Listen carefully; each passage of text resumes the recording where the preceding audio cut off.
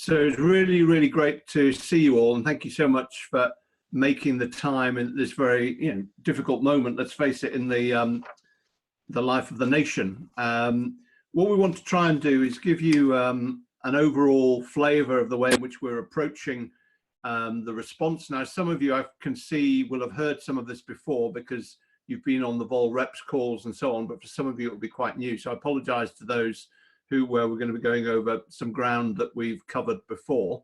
And I think it's fair to say that, it's also the first time I've done a mass call with volunteers. We did a first ever all staff call as well with staff last week. And we're doing a second of these calls with volunteers this evening as well, to try and create a couple of opportunities for people to engage with it.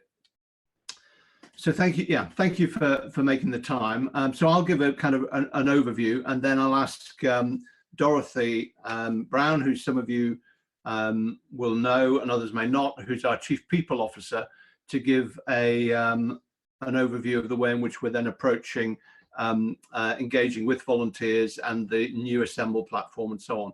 If you've got detailed questions that either you can't get through now, then do note them down in the chat facility, because we'll then respond to you afterwards, or then email us afterwards. And if we don't have answers now, then we'll still take a note of them and ensure a response comes back. But then there will be some opportunity for questions in the sort of second half. I think the first thing to say is that this is a very different type of emergency to anything that we've prepared for before as a nation, and I think you can see that in the challenges that everyone is facing. And the pandemics are in the very high in terms of impact and likelihood in the National Risk Register. But I don't think anyone foresaw the scale of impact that a pandemic would have. And to be frank, what we're accustomed to responding to, and by we, I don't just mean, British Red Cross, I mean, I think us as a nation in the UK is things like flooding and sadly, terrorist attacks. Obviously, there's had a lot of experience over in recent times, but I don't think we've ever had this sense of we've never had a sense of a kind of emergency that affects everyone. And in a normal emergency, what happens both domestically and internationally, to be honest, is that emergency happens in a place affecting a certain group of people, and then other people feel empathy and solidarity with them and want to mobilize support as people and with funds and so on to that place. In this context, everyone is affected. And it's obviously also a massive economic impact as well. And some of you will have heard the news overnight and this morning talking about a 30+% impact on the economy in terms of the, for the UK as a whole over this period. And what that means in terms of, what happens in every emergency, but again, both here in the UK and around the world, is it's local people who respond first. And I'm sure in some of your areas, there are local groups that have been set up to mobilize people who've never volunteered before, or certainly never volunteered in an emergency, to help their neighbors, making lists of people who need help and so on, and mobilizing. And that is absolutely fantastic. And that's what happens in every emergency in the world, but it's happening everywhere. I think another sense of this emergency is about pace. And again, in a normal emergency, be it the Grenfell Tower fire or a flood or a terror attack, there's an immediacy to it, and in which actually the emphasis is on response in the first hours of that emergency and then supporting people with recovery. Clearly, this emergency is quite different. It is a slow burn, progressively building, watching it happen around us with our neighbors, our friends, our relatives, and the impact it's having on us personally. And that's quite different to this normal onset of a sudden onset emergency. And again, that creates real challenges in how we think about it.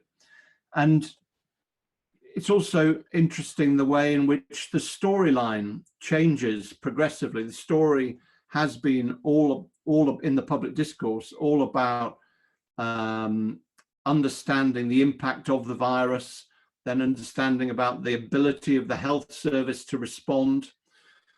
Now it's beginning to be about, well, what would happen if we as a nation start to reduce the restrictions on the lockdown, but again, very little clarity about how that might work. Then there's been these horrific stories about coming out of care homes, about the scale of the emergency affecting people. I mean, quite, clearly, the impact being massively underestimated to start with. And then there will be further waves of the way in which this story unfolds. And so we're actually, again, we're 4 or 5 weeks into an emergency whose duration, even in terms of an emergency, is likely to be many months. But in terms of the recovery from it and the impact on communities and businesses and so on will go on for months, and organizations will go on for months and years after that. So I think as we think about this, we've got to think about it in that context, and therefore pacing ourselves is challenging. So what I'm going to try and do is set out a little bit about what we're doing, but I also want to acknowledge and indeed empathize with some of you who are no doubt feeling frustration with, why aren't we deploying faster? Why aren't we seeing our brand out more?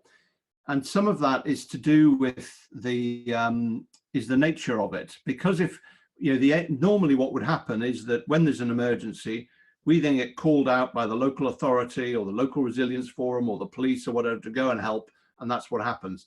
That is happening incredibly slowly in this context, and you've got all of these people mobilizing, locally, and which is fantastic. We want to encourage that, and I'm sure a lot of you are helping your neighbours and people anyway. So there has been a challenge of deploying the things that the basic things that we're doing. Some of you will be aware of already, but I'm just going to quickly run through with you. Is firstly extending our support to the NHS.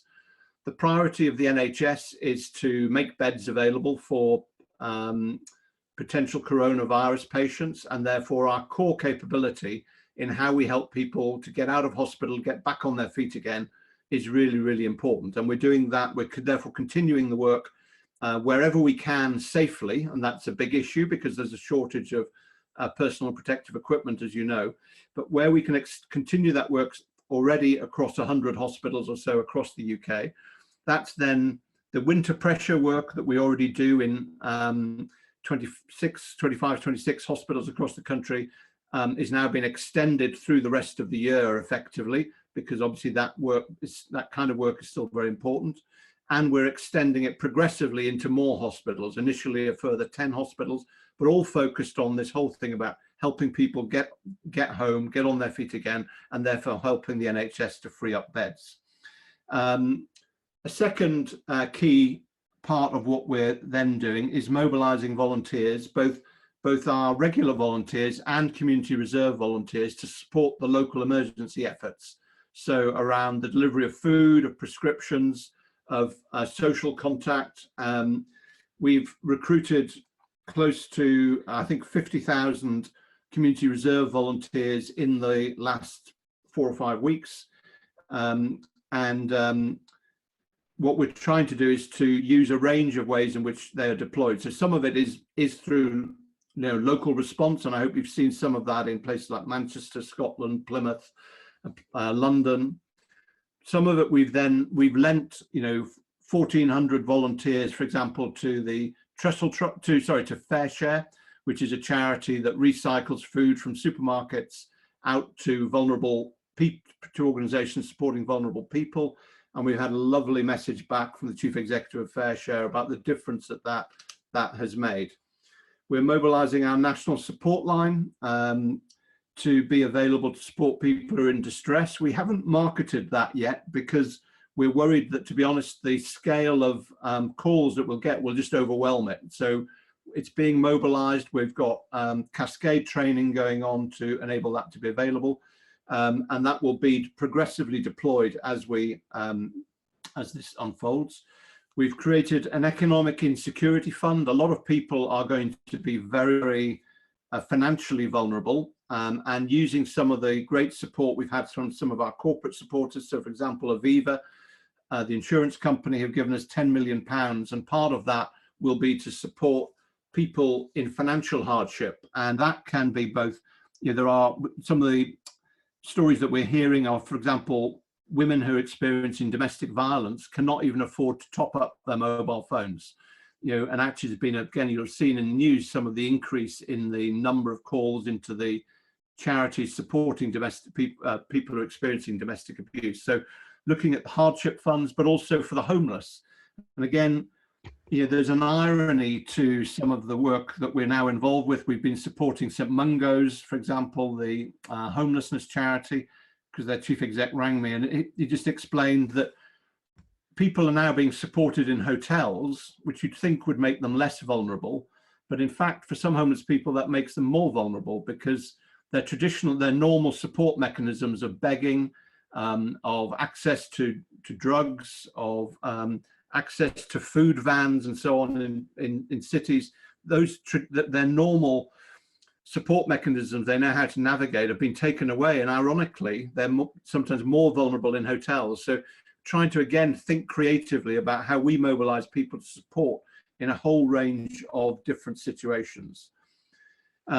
We are extending the work that we do with refugees and asylum seekers, because, again, they are people who are made particularly vulnerable in this situation. Of course, what they don't need now is legal casework, which is what we normally do with them, supporting them to navigate the asylum system, because that work has stopped.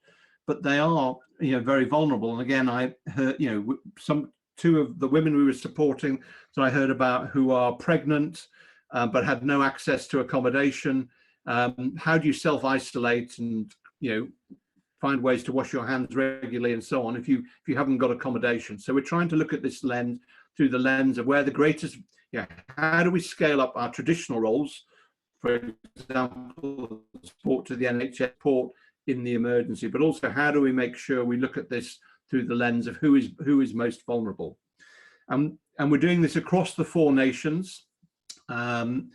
And we're also doing it in partnership with other organizations. We learned a lot in 2017 from the response to the Grenfell Tower fire and the terror attacks, and recognized that we had very good relationships with local authorities and the police and so on, but our relationships with other charities were not as strong. So we're part of a partnership that, in fact, I chair with organizations like Salvation Army, Muslim Aid, St John Ambulance, UK community foundations, and other organizations, including government, to organize a better response. So we've now created 8, in the language of emergency response. Some of you will be very familiar with this, but others, it's a different language. We've created 8 emergency cells or groups at regional level who will be responsible for coordinating the way in which we respond, taking information from the local level about where the needs are greatest, and then deploying people, both from our own organization, but also from other organizations, to provide that support, because the scale of this is just enormous, but always trying to do it in ways that are additional to what is happening anyway. Because what we don't want to do is get in the way of all those neighborhood groups that people have set up, because that's just fantastic.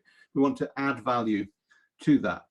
I think it would also be, it's important that I just acknowledge the international situation, because we've seen some stories coming out internationally about the impact from places like China and South Korea, but we have yet to see the stories coming out about the likely impact of the coronavirus in some of the most vulnerable places in the world. So when you think about, there are 12 million people in Syria who are displaced, and our sister organization, the Syrian Arab Red Crescent, is one of the biggest providers of support to them. When you've got all the Bangladesh Red Crescent working with the people displaced in Myanmar, with 1 million people in a refugee camp, it's not easy to observe the basics of public health around social distancing. In fact, it's virtually impossible. around social distancing and washing your hands in those kind of environments. Or in East and Southern Africa, again, where we do a lot of work, provide a lot of support, where you have got inadequate access to water and sanitation. How do you go about the basics of keeping your hands clean in that kind of environment? Now, that, as far as we can tell, there has yet to be a significant surge in the incidence of the coronavirus in those contexts, but there is no reason to believe that will not happen. The moment people will come into contact with each other, and the moment that starts to happen, we'll see the similar levels of cross-infection and contagiousness in those contexts. And of course, then the big worry is that inevitably there will then be contact with people in Europe and the US as well. And again, that actually, even if after the lockdown the number of people affected in this country comes down, then actually there is a second wave caused by just the global nature of this. So, and I'm delighted to say that as the Red Cross movement is receiving around £50 million of support from DFID to support that international work. In the UK, we've raised over £20 million of support from corporates and trusts and some very generous individuals to support our response. And we'll be putting in a bid to government to take advantage of the opportunities that were announced by the Chancellor last week to fund some of the emergency work. But we really want to take, as I say, a focus on the most vulnerable in the way in which we respond, and and build on the work we've done around inclusion and equality and diversity, which we built into the way the organisation thinks about its future. Take that overall inclusive approach to this response. I'm sure you're also interested in, well, what does this mean for us as an organisation financially? And it is very significant. We're in a much better position than many organisations financially, but we are looking at a hit on our income in a worst case scenario. But I think increasingly the worst case scenario looks like a central case scenario of 30 to 35 million pounds in year, because we've had to make the very difficult decisions to close our shops, to close our commercial first aid training, to close our community fundraising down in order to keep our people safe. So that is an immediate loss of income. We can offset some of that through the money you can reclaim from government, but nothing like all of it. That said, other charities that you will have heard of, not least St. John Ambulance, for example, are talking about the threat, running out of money in towards the end of August. Now they'll survive because they have other assets and so on. But so we're in a much stronger position than other organisations because we can withstand this. But obviously, if it goes on for a further 6 to 12 months after this, then it's very significant. So we've already made the decisions. You'll have seen probably to furlough over in the first phase 700 staff, but we will protect their salaries, and then there'll be further furloughing of staff in the coming weeks. We're also looking at how do we redeploy staff to support the emergency response, given how long this is likely to go on. So it's a very, very challenging period, and I think everyone is juggling these feelings of I don't know, personal vulnerability. I'm sure for many of us with elderly relatives and so on, but also the professional responsibility, as Red Crossers, to want to support the emergency. So I hope that's given you a flavour of what we're about. It's parts of it I want to really acknowledge have been frustrating, but I think we're getting on top of that. As I say, this emergency and the recovery from it is going to run over many months. So I'm going to hand over to Dorothy now, but then really happy to take questions. Some of you know me, my style is very open, so really rather hear what's on your minds. And I say, if we can't answer the questions now, we'll try and do it later. So Dorothy.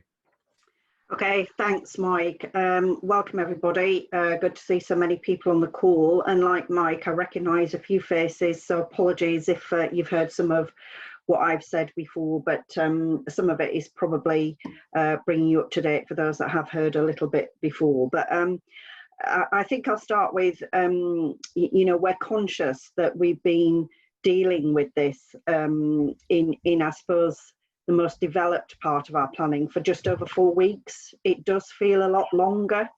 And I suspect for a lot of us, it feels a lot longer given, we're into our 4th week of a lockdown. But we started in the Red Cross seriously planning for what we knew was obviously going to be a huge challenge and a countrywide crisis just over 4 weeks ago. And when we started with that planning piece, we were very clear that one of the things that we wanted to keep right centre and front of our thinking was our ambition to keep our people safe. And we knew that this crisis was different than others, as Mike said, that we've experienced. And it meant not only were we looking to respond as an organisation through our people, our volunteers and our staff, to what was happening outside of the organisation, but we had to manage that with responding internally, because like every other business, every other organisation, every other charity, we are being impacted internally as well as externally as a result of COVID-19. And so that was what was different about our approach. We had to keep delivering for the people who need us, those people that you, much better than me, know about and are dealing with every day, but also our own people. And so our approach had to be, how do we keep our people safe whilst at the same time ensuring that they can carry on doing what they need to do and what they want to do. And that's been our approach. So very early on, we looked at the impact of this both on our volunteers and our staff, and took some early decisions, which in a couple of occasions were slightly ahead of the game of some of the government advice around allowing people that were in the vulnerable groups to self-isolate and to self-shield. We took that a couple of days before that final message came out from the government, and that had an impact, but it was the right decision in order to support those people that were potentially in vulnerable groups, both to support them and their families, and obviously the people we were helping. And on the back of that, we introduced a very simple and quick way for people in the organisation to tell us whether they were having to self-isolate, and we introduced that for volunteers. And I suspect you would be interested to know how many people we've got in that category at the moment. So at any one time, we've got around about 9,000 or 10,000 active volunteers that are registered with us to volunteer. At the moment of that population, we've got just over 1,100 people who are self-isolating. Self-isolating as a result of either a need because they are in a high-risk category themselves, or they're caring for or shielding somebody that's in that category. And that could be somebody with underlying health condition, or somebody who's over the age of the government advice on those that would be at greater risk. It was nearly 1,200. And over 70 have returned or have told us that they're now able to support us again in volunteering. So it is a changing feast. Every day we hear of more people who are having to isolate, either because they've got symptoms or because they're in a vulnerable category. But we're also seeing people saying to us that they're able to come back. In addition to that, what we have done is we've ensured that if volunteers are supporting us in those frontline roles, that they have very, very clear advice now on their health and safety. And we've issued some really, really strong, not guidance, instructions now to our volunteer and staff about how they should be protected. And we've made it very clear that if anybody feels that they are putting themselves in a position where they're not safe, then they should not be putting themselves in that position. We've been very clear. We've got a central approach to PPE for those roles which require it. Again, we've gone slightly further than the guidance, but that's the right thing to do in having the right kind of equipment and support. We've got stocks coming in. We're able to order those stocks, and we've got a central position in UK Ops now about how we get that to the right services. And we've issued clear instructions to each service on how they should protect themselves, how people should protect themselves, and that if they have any concerns, they should not put themselves in a position where they feel they're at risk, and they should immediately talk to their line manager or to the health and safety team. So we're really, really keen that we want to make sure that people have got everything they need. The instructions to staff are on Red Room, but if people have difficulty accessing that, then just let us know and we'll make sure you get that information. We're also conscious that because we have got a number of people, high number of people that are either self-isolating or can't do their normal volunteering, that's quite difficult, and we don't want those people to feel disconnected from the British Red Cross, because we want those people to return to us when this is over. They're valued people, they're valued volunteer, and we want them back. And so we're really keen that we keep in touch. We're supporting the normal management keeping in touch processes, but actually we're substituting that with something different.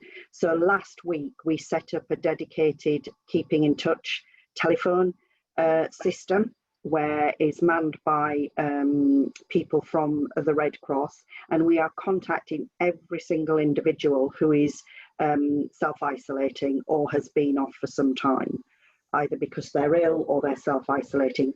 And we're doing that to all volunteers and staff. So expect, if you are in that category, to get a phone call from us.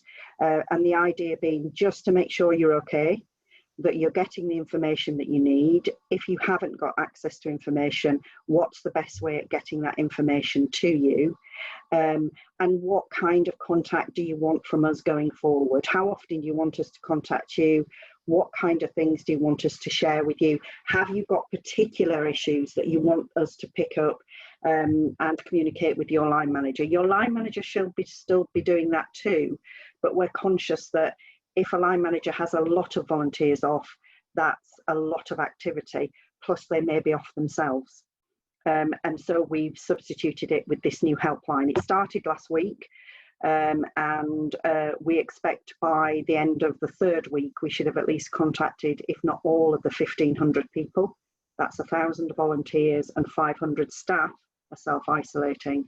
They will have had a phone call. If you haven't had a phone call by the end of a 3-week period, then obviously get in touch through your line management and we'll make sure that that happens. We're also, as Mike said, looking at redeployment, both in terms of staff and volunteers. The regular volunteers, we are using the new Assemble tool. So Assemble is a new technology platform. We were looking to introduce that into the Red Cross sometime this year anyway. It is a lot more straightforward and simple and a lot more user-friendly than Savvy. We know Savvy has created some real challenges for our volunteers, and so we took the decision that actually we should try a different system, a system which is much more flexible, much simpler, and actually is designed for the nature of volunteering. It was going to take us around about 6 months to get that system up and running, but on the back of the COVID crisis, we decided we would get it up and running for part of its functionality, and we did that in 6 days. It's amazing what you can do, isn't it, when you've got a crisis on your hand. And so we have set up the Assemble platform. And again, we sent emails out to all of our 9,000 regular volunteers and invited them to register on Assemble. So again, you should have had contact. And it's a twofold facility is Assemble. It doesn't do all the things we want it to do yet, because we haven't had that 6 months. So we've designed it to do 2 or 3 basic things. One is we've designed it to ensure that we can identify which volunteers are now able to be redeployed to do something different. So we invited all 9,000 to register.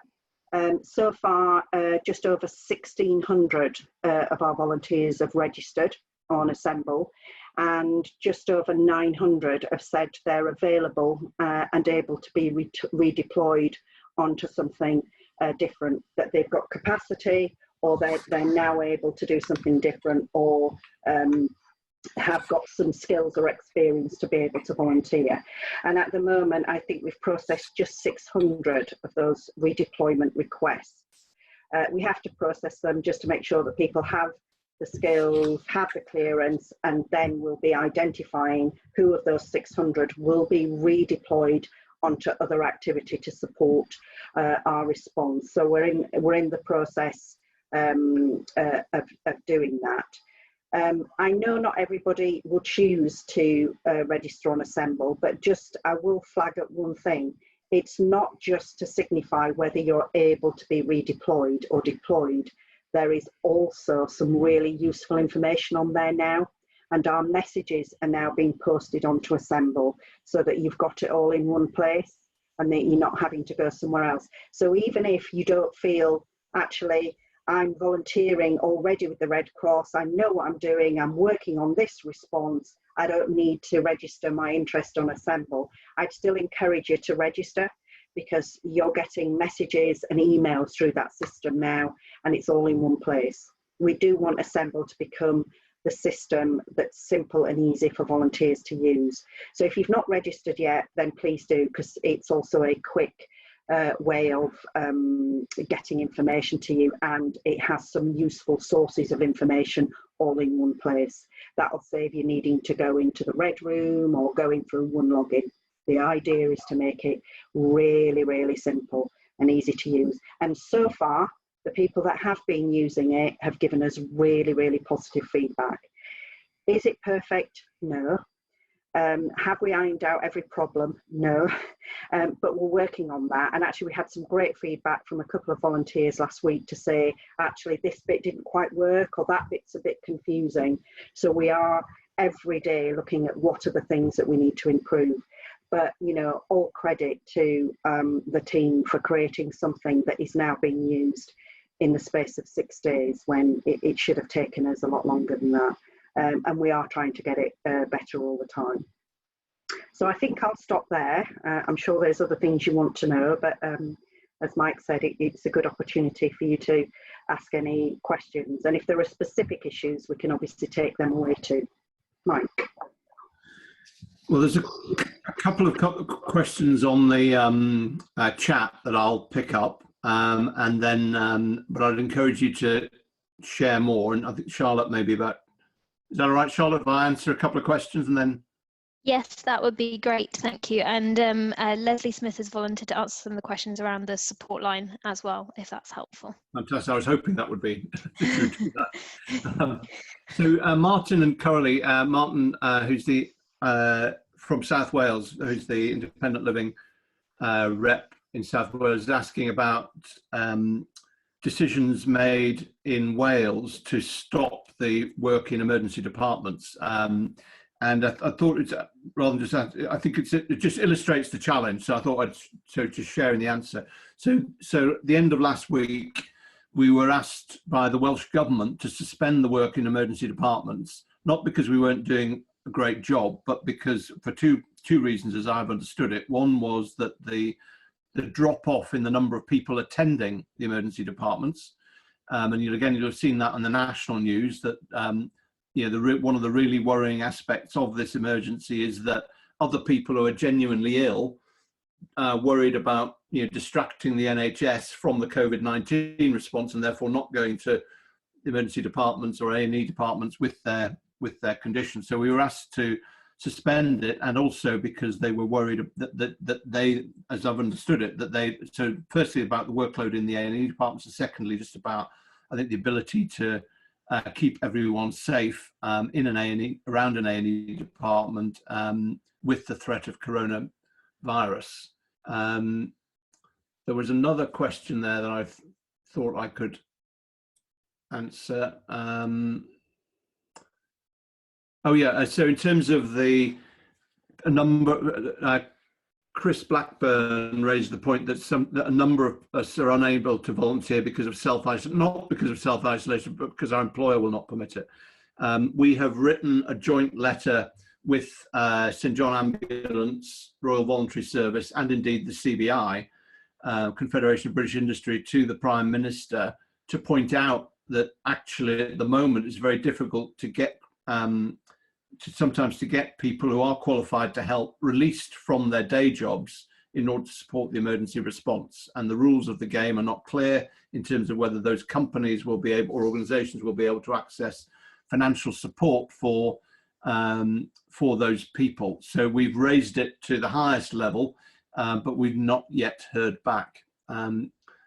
Leslie, you're going to answer the question about support lines? Yes, I was, yes. Leslie, just say who you are. Not everyone will know. Okay. Yes, I'm Leslie Smith. I'm an emergency response volunteer from Norfolk. I'm also a volunteer rep for emergency response and community education. Over the last 2 or 3 weeks, I've really been heavily involved in the preparation for the support line. And first of all, I'd like to thank everybody who has put their names forward to actually volunteer with the support line. And I'd really like to ask people just to be patient. We are having a soft launch of the support line, as Mike said, and it is intended for the 1.5 million people that are shielding. And primarily, we're trying to offer emotional support. We are working our way through the names that have been submitted and looking at the training that people have had previously. And the criteria is CAMBA training, professional boundaries, safeguarding, and there's also a need for you to have your own phone where you can work uninterrupted and have an internet connection, because our forms are being completed online, and also a manual that you can refer to for signposting whilst you're on your call is an online document. We have got training planned for the next 2 or 3 weeks, 2 sessions per week, and we are now looking to up that so that we can have more people trained and get through, so that once our offer is extended on the line, we have more operators volunteering, we can build up with those that are trained. Does that cover the questions that were being asked? Yeah, I think it does. Thank you, Leslie. But just to say, bear with us, we will get through to people. Okay. It might be, oh sorry Mike, were you going to come in? Go ahead. Go ahead. Yeah, I was just going to pick up, and I know we've got Miranda on the phone. Miranda, many of you will know, she's working on Assemble, so I'll invite her in afterwards. But a couple of people have come in, talked about if they're in emergency response, etc., that the suggestion was that Assemble wasn't for them because they were already in a service that is responding, and that's true. We expect people in those response roles, you will be deployed to this response. So it's not about indicating whether you're available to be redeployed. However, Assemble is still a really useful platform to be part of and on, because you can still get the messaging. So I absolutely understand that if people have got one message which says, well, it's not for you to go into Assemble, because Assemble is also inviting you to say, I'm available and ready to be redeployed. If you're already working in a response role, emergency crisis response, you will be working on the response. That's absolutely true.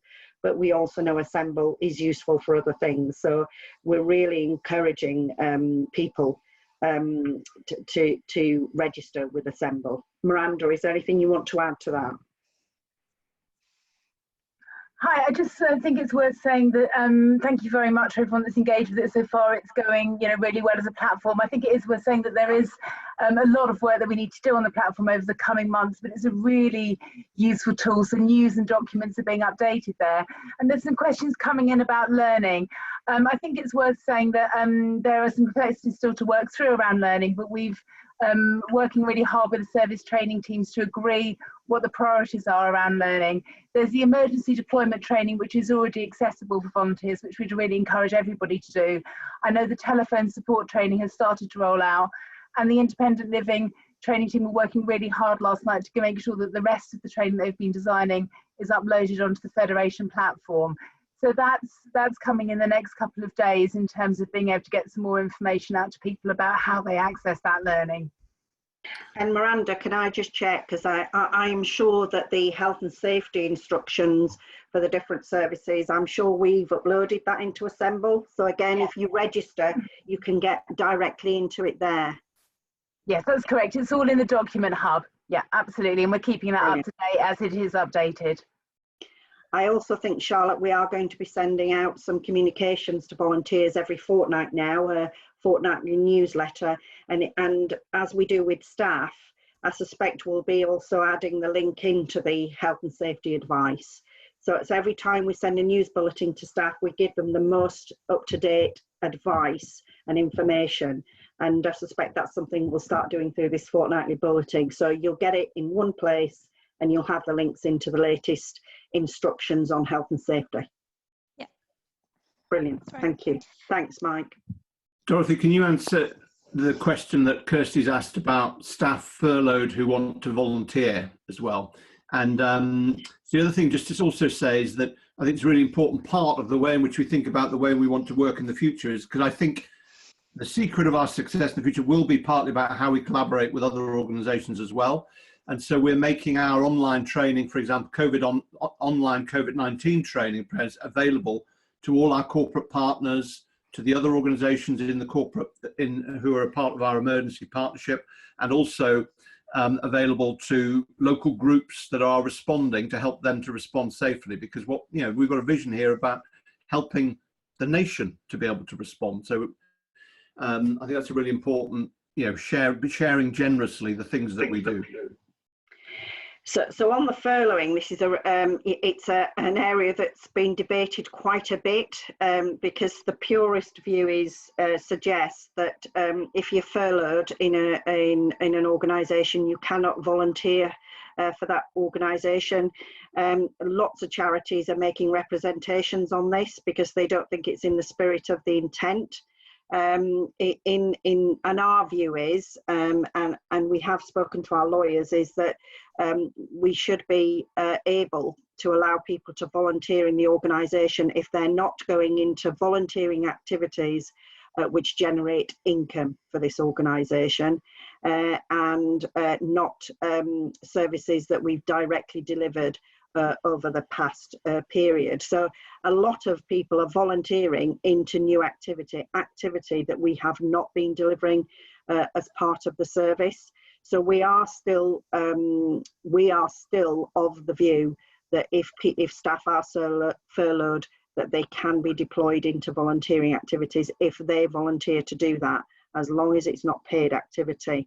And I know, Mike, a number of charities are writing, aren't they, to HMG government to really emphasise this point, because we don't think that was in the intent when this was introduced. So our view is that we are allowing people to volunteer. In the first instance, most of them are looking to volunteer as CRVs, but we believe that as long as we're not putting them into contracted or paid work that's generating income for the organisation, or activity that's inside the organisation. So, for example, furloughing a member of staff and then allowing them to volunteer to do a bit of admin in the organisation, we don't think meets the criteria.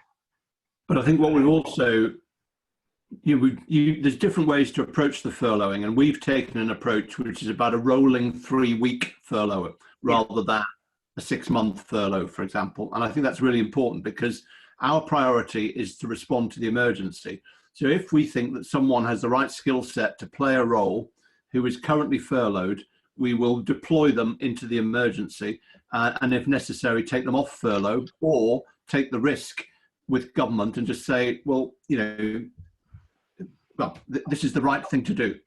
So we'll look at it through that lens. Any others, Charlotte? Yeah, so we've got a couple. So one is around, Mike, you mentioned us sharing our training with other organisations. Are we also sharing it with the rest of the movement? I don't know if you can answer that one.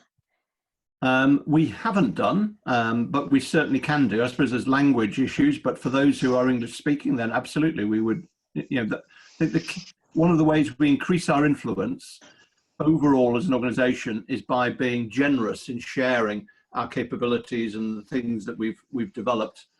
So absolutely we would want to do that. Great, thank you. We've also got a question around NHS support volunteers, and do we know what sort of tasks they'll be doing? So we know in principle what they will be doing, in that they will be, delivering food or a prescription or transporting equipment or indeed a person.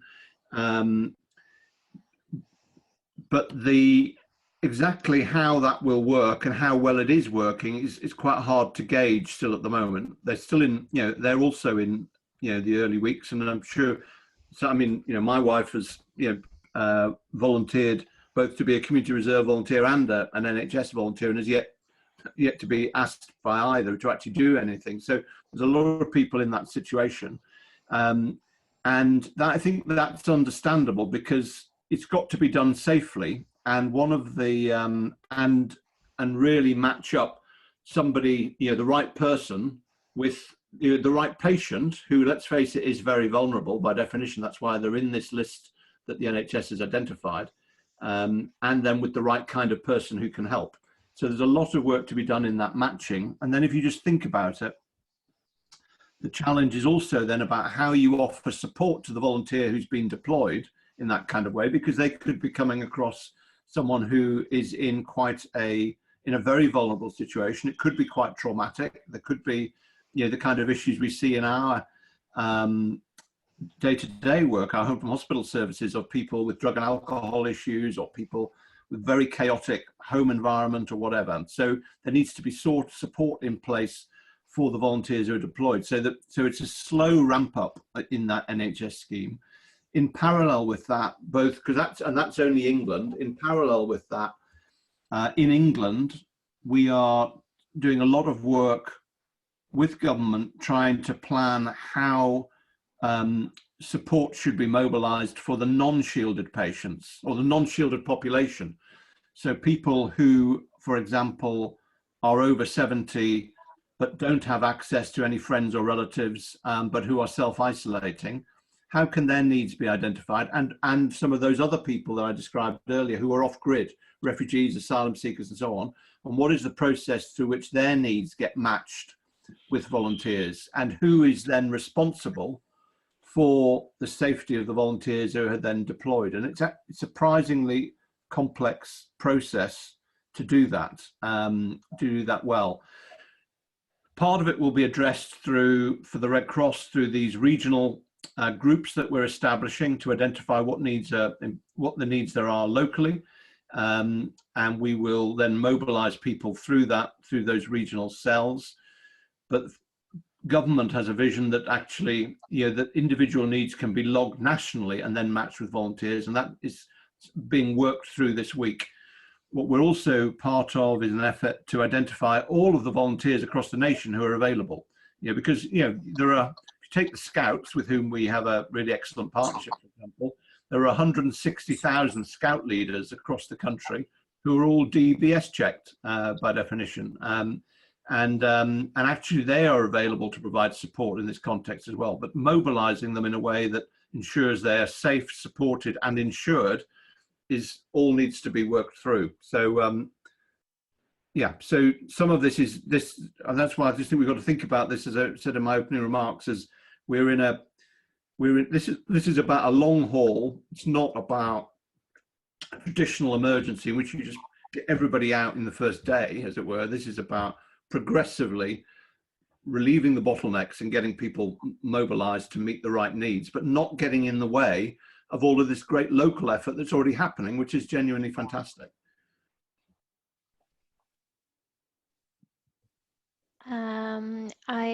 I think that's the majority of the questions. There were some more about kind of offers to be redeployed that haven't been taken up yet, but I think you've just answered that, Mike, in terms of what you've just been talking about.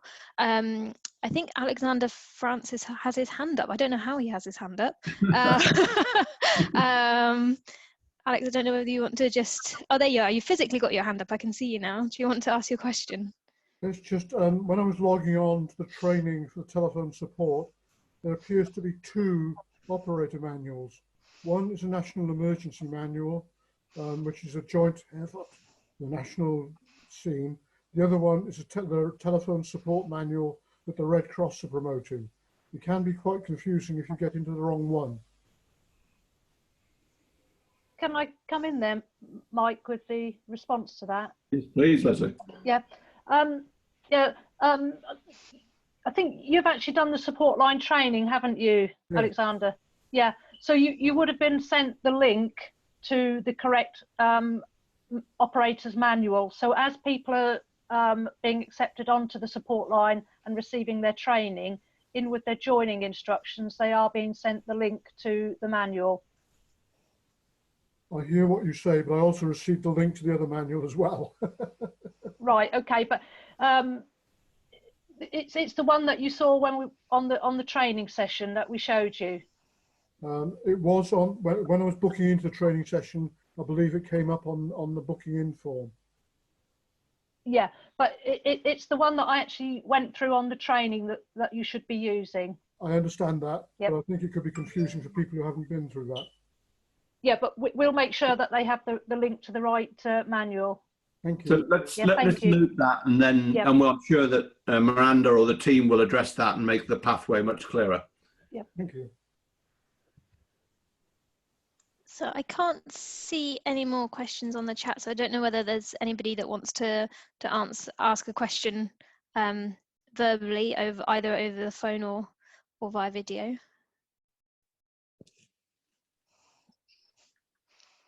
There's a lot of people on mobile phones who I don't know whether obviously can't see the chat. I don't know whether they want to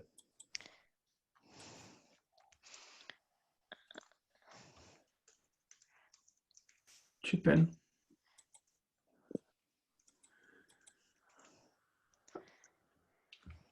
I mean, we're going to be doing these calls, fairly regularly in order to keep the flow of information going through. So, I mean, we would welcome feedback about what works well about them and what works less well. We'll try and keep the information fresh, because I know on some of the staff briefings we've had feedback that it's hard to keep the information fresh because sometimes things are moving. It's not. There isn't an hour's worth of news, as it were, and so I want to also create the opportunity for it to be interactive. So we're hearing from you about your perspective of what's happening on the ground, what you feel proud of, what's going well, but also what's frustrating, so we can fix these things, which we've had some of today, which is really useful. But we're going to do another call at 6 o'clock, I think it is today, with another group, presumably another group of volunteers who couldn't make this call.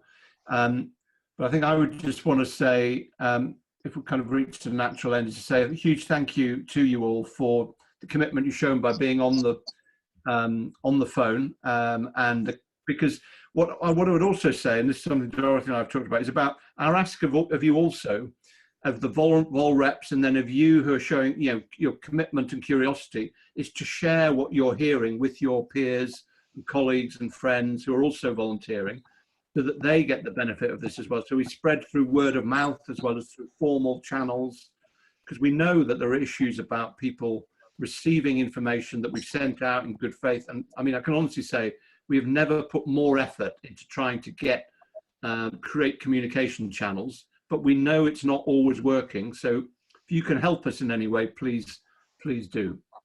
So I'll just say thanks. So Rue's put up her hand. You're on mute, Rue. As instructed. Could I ask a question, please? Yeah. On behalf of some of the volunteers on our team that aren't here. Okay, so as it stands, regarding discharge, transporting patients, are we supposed to be transporting COVID positive patients that are 8 days confirmed as Red Cross? That is a question that I need to ask, or I would like to ask. Have I put you all on the spot now? Does anybody have the answer?